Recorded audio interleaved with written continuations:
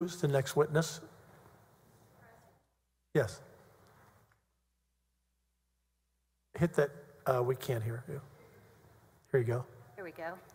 Mr. President, the House Board of Managers calls Katherine Missy Cary. Bailiff, will you bring in Missy Cary?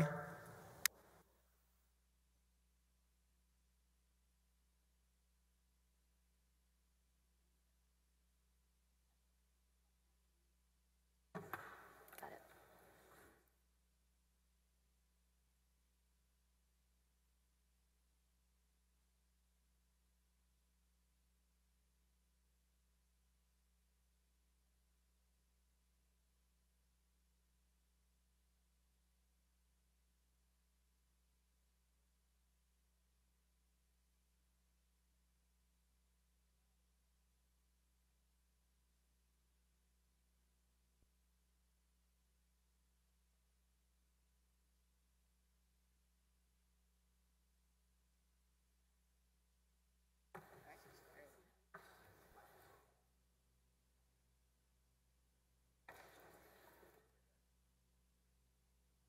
Would you raise your right hand? Take the following oath. I do solemnly swear that I or affirm that the evidence I give upon this hearing by the Senate of Texas of impeachment charges against Warren Kenneth Paxton Jr. shall be the truth, the whole truth, and nothing but the truth, so help you God. I swear. Please be seated. Counsel, will you give your name for the record? My name is Therese Boos. You may begin. Thank you, Mr. President. Good afternoon. Good afternoon. Would you please state your full Hold name? on. Both of you are going to have to get much closer to the mic and speak up a little bit more. Yeah. No, it's the acoustics are not Yes, great sir. in here. Is that better? I can hear you. It's a big room. Can you hear me? Yes, ma'am. All right. Would you please state your full name? My name is Katherine Minter Cary, although I sometimes go by Missy. Is that a name your parents gave you? It's a nickname. My sister and I were Missy and Prissy growing up, and, I got the better end of that deal, so. So which name do you go by? I think everyone here would know me by Missy. All right. Okay, if I call you Missy. It is. All right, Missy. Where did you grow up? I grew up here in Austin. And what did your mom do? She was a school teacher and a stay-home mom. How about your dad? My father's an attorney. And where did he work? Actually, his first job was he was an assistant attorney general at the attorney general's office from 1965 when I was born to 1971. And then he had private practice in a law firm here in Austin. Was he a role model for you? He is a role model for me, yes. Is he why you became a lawyer? He is. How about the attorney general's office? It just, when I was a kid, he would take me up there. I was probably kindergarten or first grade, and it was like the scene from Mad Men, if you know the TV show. It was a cool place, and it was what I always wanted to be. So where did you go for undergrad? I started at Hollins College, which is a girls' school in Virginia, and then I transferred to Texas A&M, where I graduated with What's your degree in? In political science. Where'd you go after that? I went to law school at St. Mary's in San Antonio. And were you licensed to practice law? I am. I'm licensed in Texas in 1990. After you got your license, where did you go to work? My first job was here at the General Land Office. I was a staff. First, I started out because I didn't have my bar results, and I learned quick that the Appropriations Act says you have to have a license to be a lawyer. So I started actually as a legal secretary or law clerk, and then when I got my results, I became a staff attorney there for 5 years. And when you got promoted to staff attorney, what kind of things were you handling? I did employment law. I wrote legislation. I worked on the Open Beaches Act, the Oil Spill Response Act. I did a little bit of collections for the Permanent School Fund. Did different things like that. At the end of your 5 years, where did you move to? I moved for the first time to the Office of the Attorney General. Okay. And which department were you assigned to work in? In the Administrative Law Division. And what kind of things did you handle? So part of the time I was a litigator in administrative law, represented the state in court. The other duties were general counsel to various state agencies that didn't have their own general counsels. I did open records, open meetings. I drafted rules. tried cases about the Administrative Procedures Act, did some employment law. Sounds like all kinds of things. Kind of a division that does a little bit of everything government-oriented. Did you leave the Attorney General's office? I did. I left the Attorney General's office for a while in 1997, and I was conscripted, so to speak, to work at the Texas Lottery Commission for Harriet Myers, Anthony Sadbury, and Judge Hill, John Hill, to work on a matter with the executive director at the time that was kind of well known in the press. Okay. So. Was there a scandal? There was. And did it all have to get cleaned up? It did. And did you assist with that? I did. All right. After that work got done, where did you go? After that work got done, I was asked by incoming Attorney General, now Senator John Cornyn, to come and be the Attorney General's office's public information coordinator. So I came back to the Attorney General's office in 1999, and I did the coordinator position for a year, and then I was given the division chief of the Open Records Division next, and I think I held that position about 6 or 7 years. And at the end of that, where did you go? I was promoted to the general counsel position for the Office of the Attorney General. I think in 2006, I was the agency's general counsel. And after that? After that, I was promoted by Governor Abbott when he was still Attorney General to be the deputy for administration for the Office of the Attorney General, and I remained in that position when General Paxton came in and did the same basic job for both of them. Tell us how many attorney generals you've worked for. As Attorney General, I've worked for 4, and then John Hill at the Lottery Commission. Okay. So 5. Tell us the names. So Dan Morales, John Cornyn, Greg Abbott, Ken Paxton, Attorney General Hill when he was on the Lottery Commission. And I also worked at the land office for Gary Morrow, who was a statewide elected official. In 2014, when Ken Paxton became the Attorney General, did you receive a promotion? I did. And what were you promoted to? I was the first female chief of staff of the Office of the Attorney General, and the first person to work their way all the way up from a line lawyer to a position that high in the agency. And who did you report to in that position? I reported to Jeff Mateer, who was the first assistant. Well, actually, probably it was Chip Roy first. I can't remember. It was the first assistant, whichever one was there first. And eventually to Jeff Mateer as first assistant? I think Jeff was their chief of staff, yes. Okay. May I have Exhibit 553, please?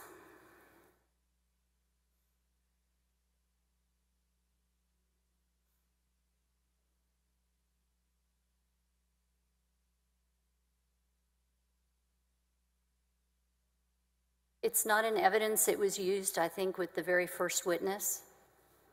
And I'll offer it into evidence. It's an organizational chart. Any objection? No objection, Your Honor. Enter, I don't have a copy, but what's the number? It's 553. 553 into evidence. In the future, if you all can give us a copy. Thank you. Can you see the chart, 553? I can. Okay. And what year is this chart reflecting? This chart, even though it's dated September 2020, I think reflects the organization as of September of 2019. Okay. And are the names, have the names changed a little bit during the time that you were there? I'm interested actually in the divisions and the deputies, the slots. Can you, looking at the far left of the line of executives, can you tell us, as chief of staff, who you worked with during the period of time that you were working with Ken Paxton as your assistant, as your attorney general? Start at the left, if you would. So there's a different org chart that's now come up on the screen. This organizational chart is the chart from 2019, before September 1st, 2019. And I'm happy to answer the question. I'm just not sure which chart you want me to answer the question for.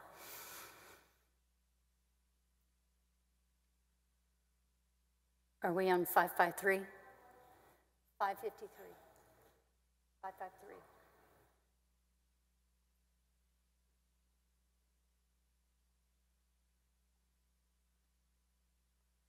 I'm interested in the divisions. Can you, Understand. Can you? Oh, which chart are you interested in the divisions on? There's two organizational charts, and it's different, actually. How about the one that we're looking at right now? Does that help? That helps. Yes? Yes. All right. Let's start at the far left of the chart. Okay. And can you tell us which divisions you supervised and spent the most time with? The first assistant supervised all the deputies. However, Mr. Starr and I sort of split the deputies by areas of our expertise to assist Jeff in his management of the deputies. So for me, I was most involved with the Deputy Attorney General for Child Support and the 40 Director, the Chief Information Officer, which is the IT department, the Deputy for Administration, the Deputy Attorney General for Criminal Justice, the Director of Law Enforcement, and if you could shift it over a little bit. And that would be all there. And then if you look above, directly reporting to me was the agency's Public Information Coordinator, who I oversaw. And then I also helped the first assistant with the ombudsperson and the internal auditor. When you retired, how many years had you spent with the Attorney General's office? Just the Attorney General's office, somewhere over 20. Okay. 25, probably. 20, well, probably 20. And during the time that you were there, would you say you developed certain areas of expertise? I did over my career develop certain areas of expertise, yes. And those particular areas, do you actually teach? You teach other people about them? I have taught other people in the past, yes, about my areas of expertise. What kind of places have you taught at? I mean, I've taught at CLEs, I've taught at the National Association of Attorneys General.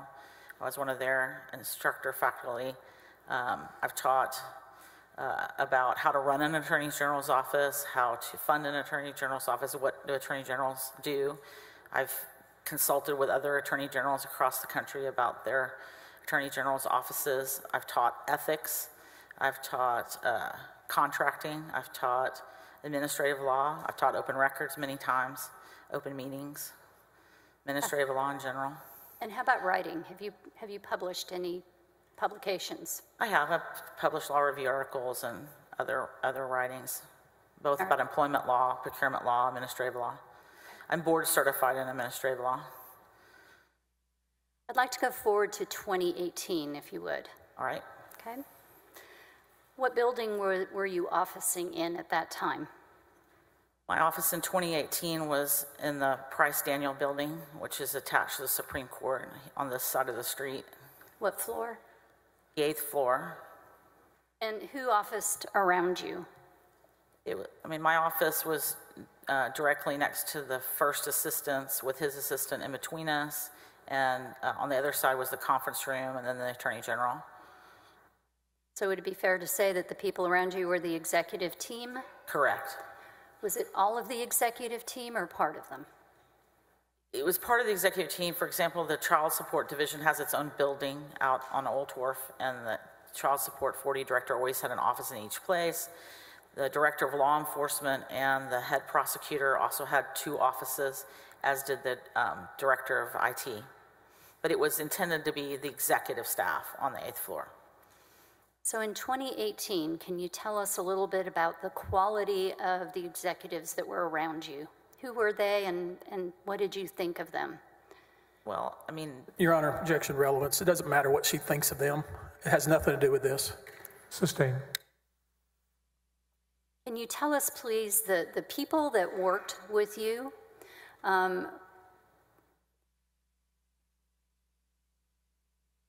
did they mirror the policy choices of Attorney General Paxton? Your Honor, again, relevance. Object. Would overrule this time. they did. The executive team was created in order to further General Paxton or any Attorney General's agenda and desires of where they want the office to go. and they did so. And during the period from 2018 up to 2020, were you aware of how they were perceived by people outside of the office, other professionals? Objection, Your Honor. That calls for speculation. How can she know what people outside the office thought about these people? I can qualify. Sustained. Are you familiar with how the executive group within your office was perceived by people outside of the office? For example, other professionals in Texas and even outside of Texas? Objection, Your Honor. Personal knowledge, she doesn't have it, and to the extent she has any, it would be hearsay. Sustained. Do you know what the general opinion was of the office from 2018 to 2020? Objection again, Your Honor. The general opinion of who? I mean, there's almost 30 million Texans. There could be 30 million opinions. Sustained. Did the executive team meet regularly with Jim Mateer? With Jeff Mateer, yes. Sorry.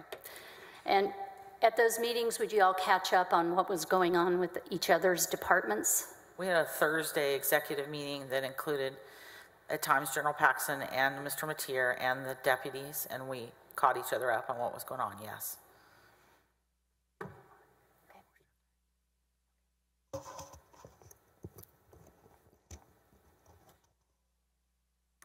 Can you tell us what General Paxton's involvement with the day-to-day operation of the office was? His involvement was similar to most other attorneys general. Most attorneys general set the high-level policy and high-level direction of where they want the executive staff to go, and then depend on the executive staff to complete those tasks and to follow that direction. So, Missy, you had worked in the office for a very long time at that point. As you looked around you at the people that you were working with, how would you describe them? Objection, Your Honor. Vague and irrelevant. Sustained. What kind of group were they? Again, I have no idea what that means. What kind of group were they? It could be anything. Vague. Could you be more specific? Thank you. Was there a description that you used for the people that you were working with? Did you call them something? I'm sorry to interrupt again, Your Honor. It's the same objection. I have to sustain. Of all of the people that you worked with at the Attorney General's office, and again, I know they're like children, right? We don't like to say which ones are our favorite, but as a group, can you quantify them for us from 2018 to 2020? Your Honor, again, I hate to slow this down, but that question is vague and, as best I can tell, irrelevant. Sustained.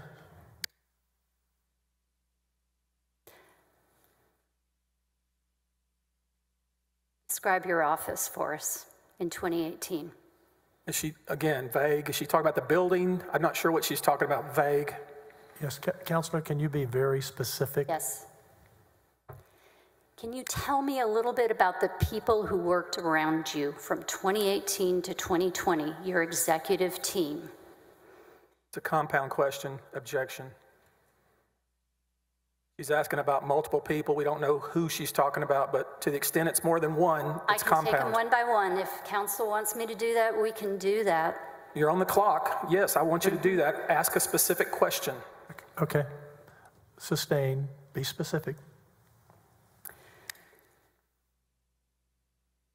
Did you have an opinion about the people that you were working with, your executive team, during that time period? Yes. Tell us what that opinion was. Objection, Your Honor. Vague. Which person is she referring to? I'm referring to the entire executive team that we've talked about. Yeah, we can. I'm sorry to do this, but she can ask, what's your opinion of Mateer? To the extent that's even relevant, probably not, but this is very vague, and to the extent it's not vague, it's compound. I'm going to overrule. You can ask the question. You can answer what your opinion was of the overall team. Can answer the question. My opinion of the overall executive team was that they were incredibly professional. They were committed to General Paxton's agenda, and it all in all, it was a credible set of legal minds. Was part of your responsibilities working with and supervising the security detail group? Yes and no. I did not supervise the security detail because they work for the Department of Public Safety, but I did liaison with the security detail as one of their points of contact, myself and Jeff Mateer. Okay. How about the scheduler? The scheduler did not report to me, reported to Jeff, but I did help at times with questions and things with the schedule. I want to talk with you specifically about spring of 2018, okay? Yes. All right. Was there an incident that caused you some concern? Yes. And I want to talk about that. Can you tell us where you were when it happened? I believe you're referring to an incident at the Galaxy Cafe. I am. Spring of 2018, I was at the Galaxy Cafe on West Lynn eating lunch by myself. They have very small tables that sit 2 by 2, very close to the person who's sitting next to you. I was alone eating lunch, and there was a man and a woman sitting to the table directly next to me, probably within 3 feet away. And they were having a conversation, and the woman of the group was sharing what I perceived to be very Objection. personal. I'm sorry. She's about to repeat hearsay. I object to that. Sustained. As you sat and listened to the conversation, did you overhear some information that you felt was inappropriate? This question calls for speculation and also hearsay. I object. Sustained. As you sat and listened to the conversation, how did you feel? Objection, relevance. Doesn't matter how she felt. I mean, that has nothing to do with this case. Sustained. As you sat and listened to the conversation, did you decide to do something? Objection, vague. I'm not sure what that means, Your Honor. Will overrule. What did you do? After listening to the conversation, I took a photograph of this person and took it back directly to Attorney General Paxton. And why did you do that? Excuse me, can you move closer to the mic? Yes. Thank you, Ms. Cary. And why did you do that? Because I felt the conversation was... Objection, hearsay. I'm not asking for hearsay. I'm asking what her concern was. That's not what the question was, Your Honor. I asked her, Would you repeat the question? yes. You took a picture of the woman. Why did you do that? I wanted to talk to General Paxton about it, what I saw. Is security of the Attorney General something that you as an employee were very concerned with? Always. Was the conversation that you overheard causing you concern about safety for the Attorney General? No. What was it causing you concern about? Objection, she hasn't said that she was caused concern. I mean, it assumes that she was concerned, and she hasn't told us that yet. Sustained, you can ask that question. Were you concerned? Yes. What were you concerned about? The level of personal detail being shared in a public space. And was it directed to the Attorney General, Ken Paxton? No. Who was it directed to? It was directed to a man who I did not recognize at her lunch table. Okay. The woman that was speaking, did you recognize her? No.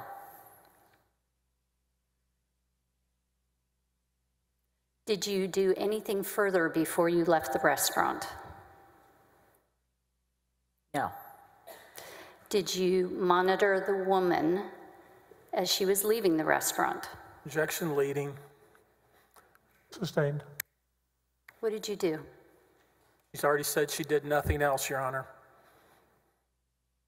Asked and answered.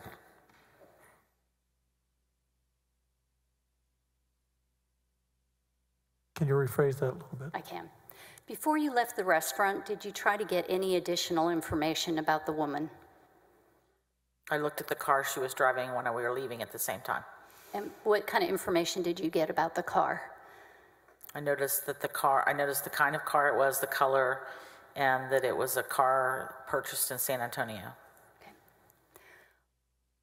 You had the picture in your phone, you had the car information. What did you do with that? I waited for a time when I could talk to General Paxton privately, and I talked to him privately about what I'd witnessed. Okay. Tell us what you told him. Objection, hearsay. It's not offered for the truth of the matter asserted, Mr. President. It's to show the effect on this witness and the actions that she took as a result of it. Overruled. What did you tell General Paxton about what you heard? Basically what I've just told the court, and I asked him if he knew who she was. What information did you relay to him about what you had heard? I relayed to him that I was sitting at lunch alone in the Galaxy Cafe, and I overheard loudly a conversation between two people, and that the details that were provided by this person were surprising to me and of concern, and I wanted him to know about it. Specifically, what details were you concerned about? This is hearsay, Your Honor. You've already ruled on that. Sustained. And I'm not offering it for the truth of the matter asserted. I'm trying to show why she's doing what she's doing. If it's not offered for the truth, then it's irrelevant. Sustained. When you talked with General Paxton, how did he respond? He told me that I had taken a picture of his realtor who was trying to sell his condo on Enfield, and that he would talk to her. Did you believe that? Absolutely. Was he concerned that someone was talking about his personal business in a restaurant out loud? No. Did you believe him when he said it was his realtor? Yes. Objection asked and answered. Overruled. Did he provide a name for that person? No, he did not. All right, let's come forward now to May of 2018. Did you have an occasion to go to an official function in San Antonio? Yes. And did you see someone there that you recognized? Yes. And who was it that you recognized? Same lady I'd seen in Galaxy Cafe. Okay. A realtor at an official function? What kind of function were you at? Was at a National Association of Attorney General's reception, a happy hour, cocktail hour. Okay. Did you get the name of that person? He was wearing a name tag. And what was the name? Laura Olson. Okay. During the course of the spring and summer of 2018, did you come to learn what the relationship was between Laura Olson and the Attorney General? I did. Objection, Your Honor. I'd like to lay a predicate for that. Otherwise, it's based on hearsay. Sustained. How did you come to learn about the relationship? Attorney General told me about it. I was also told by the security detail and the travel aides. And did you confirm that it was the named Laura Olson, same person? I did. How did that make you feel about him telling you that she was a realtor? Surprised. That he had lied to you? Yes. May I have House Exhibit 623, please?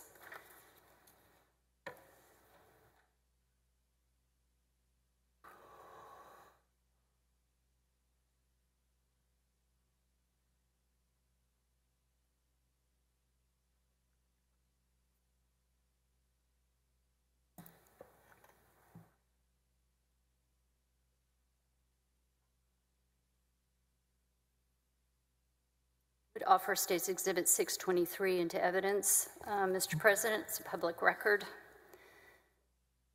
Your Honor. Do we need to redact any of this? I would think so, Your Honor. This is like a speeding ticket or something. The information that's going to be put up is going to be redacted. It has been redacted. Not my copy. Yeah, nor on mine. I don't think we should be using this private personal information about anybody talked about in this trial. The hard copy will be redacted. What's going to be shown has been redacted. I don't know what they're going to show. Can you show us the redacted copy? Because ours is not redacted, nor counsel.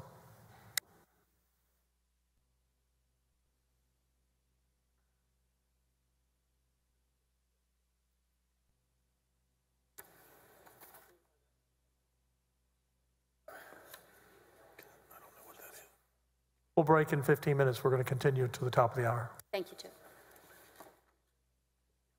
I'm sorry, we're not. I said we're going to break in 15 minutes at the top of the hour. You may stretch your legs if you like, senators, but we're going till the top of the hour.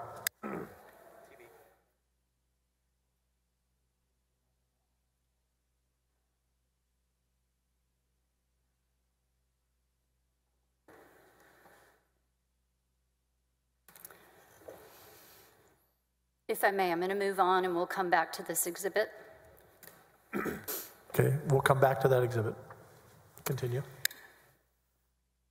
During the spring and summer of 2018, were there some things that were happening within the office concerning Laura Olson that you were having to deal with? Yes. Specifically, were there problems with morale? Yes. In which areas of the office were you having difficulty? Travel aides, security detail, Mr. Mateer. How about the scheduler? To the witness, can you repeat that? We couldn't hear you clearly. The travel aides, the security detail, and Mr. Mateer was my answer, Your Honor. Let's talk about the travel detail. What kind of problems were you having to deal with? The travel detail was calling about the hours they were working, the places they were being required to go, and they were concerned about the general's behavior. Okay. How about the bag man? What is a bag man? It's a travel aide, and the travel aide is the employee at the Office of the Attorney General that's generally assigned to the Attorney General, does things like make sure they're on time, has their speeches, make sure you get to the venue on time, keeps time, sort of time management, holds on to those. It's a close aide, personal aide. Were there problems with the bag man as well? Yes. What kind of problems? Complaining about the hours worked, the hours worked that weren't state business, expressing those concerns to me because I approved their leave or required them to take particular kinds of leave for non-state business events. What kind of complaints were coming about the hours? Too long hours, no vacation, odd hours. Were there complaints about security concerns? Your Honor, I'm sorry to interrupt. We're talking about 2018? We are? Some complaints in the office from 2018 that has nothing to do with any of the articles of impeachment, I would object to be irrelevant.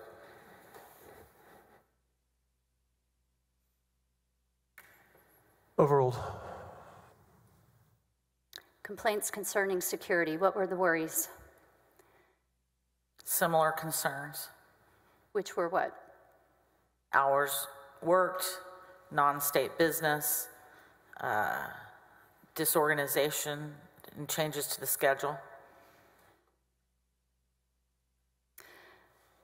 Issues concerning not state business, what kind of things? I mean, I think the affair was one of the concerns that was not state business. So were some of the different switches in the schedule between campaign events and state business. Who is J.B. Skis? He was General Paxton's travel aide at that time. And for the court reporter, it's S-K-E-E-S. Is that correct? That's correct. All right. And what kind of problems did you have with him, if any?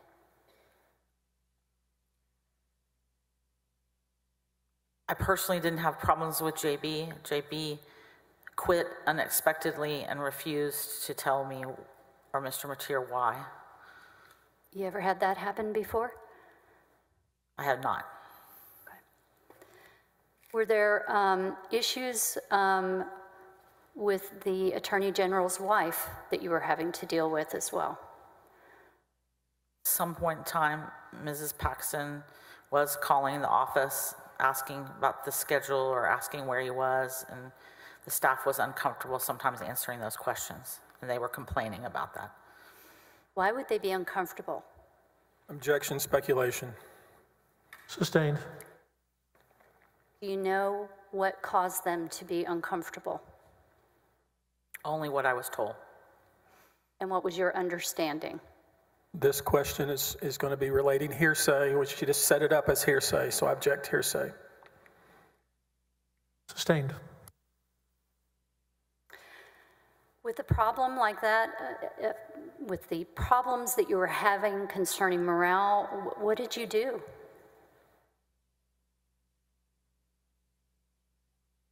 In 2018, Yes. I talked to Mr. Mateer.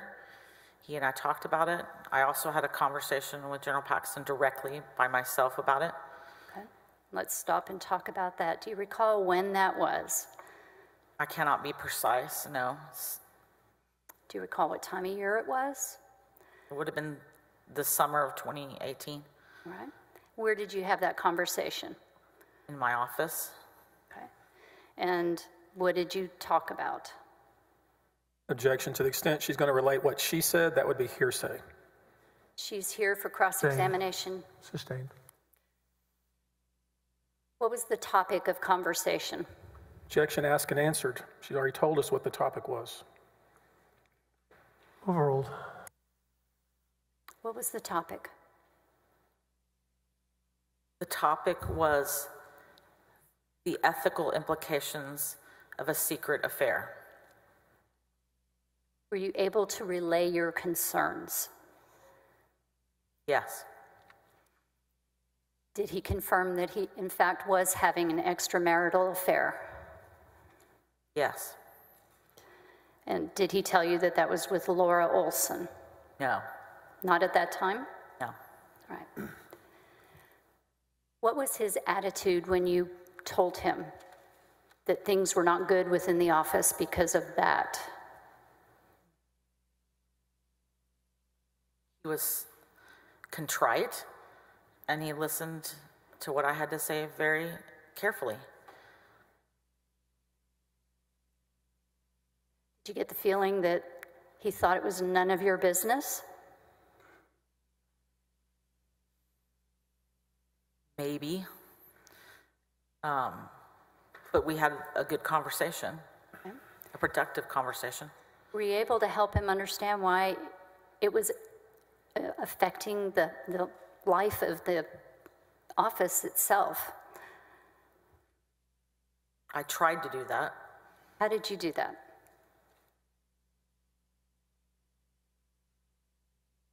We talked about what had happened to previous public officials that I had counseled in similar situations.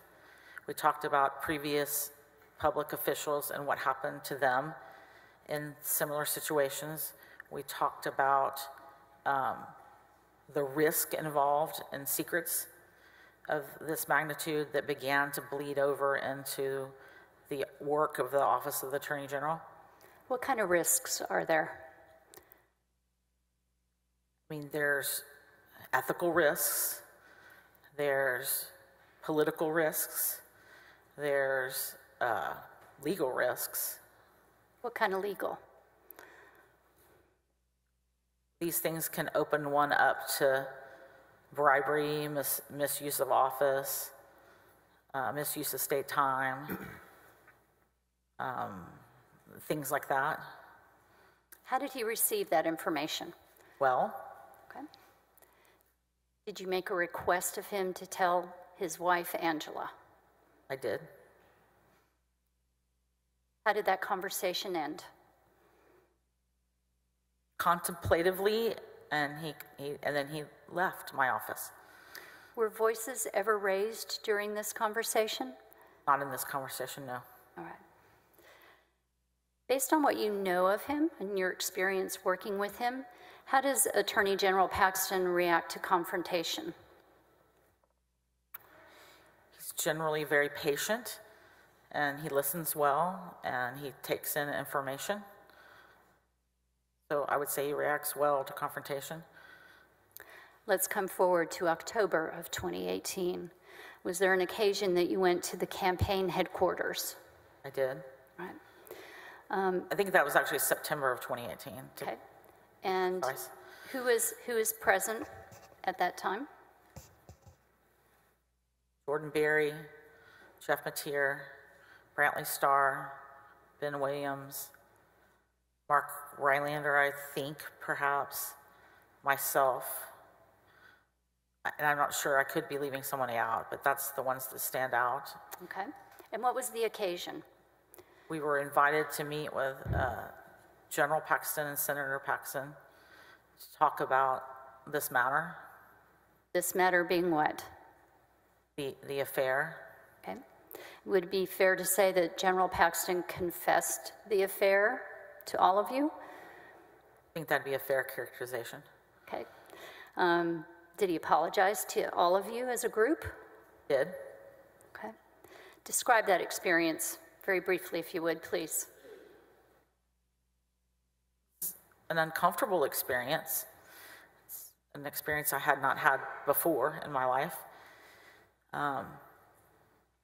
Somber. Be a word I'd use.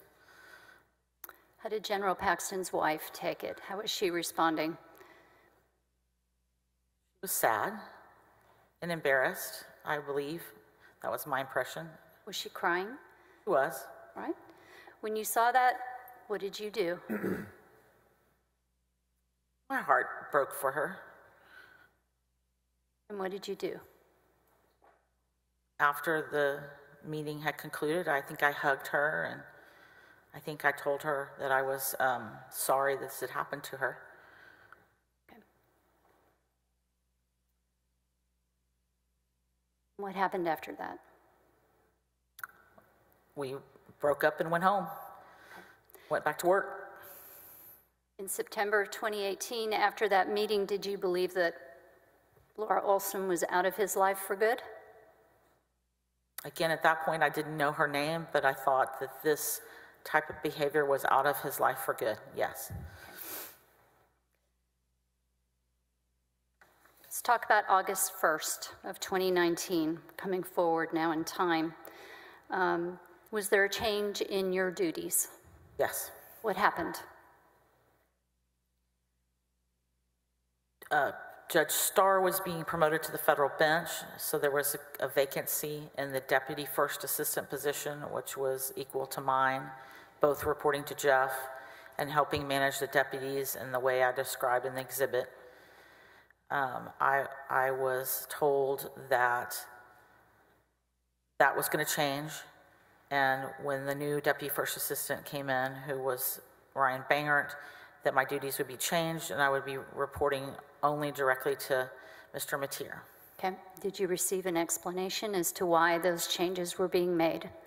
It was my understanding that those changes were being made at the general's request because I had said no to him too many times, is what I was led to believe.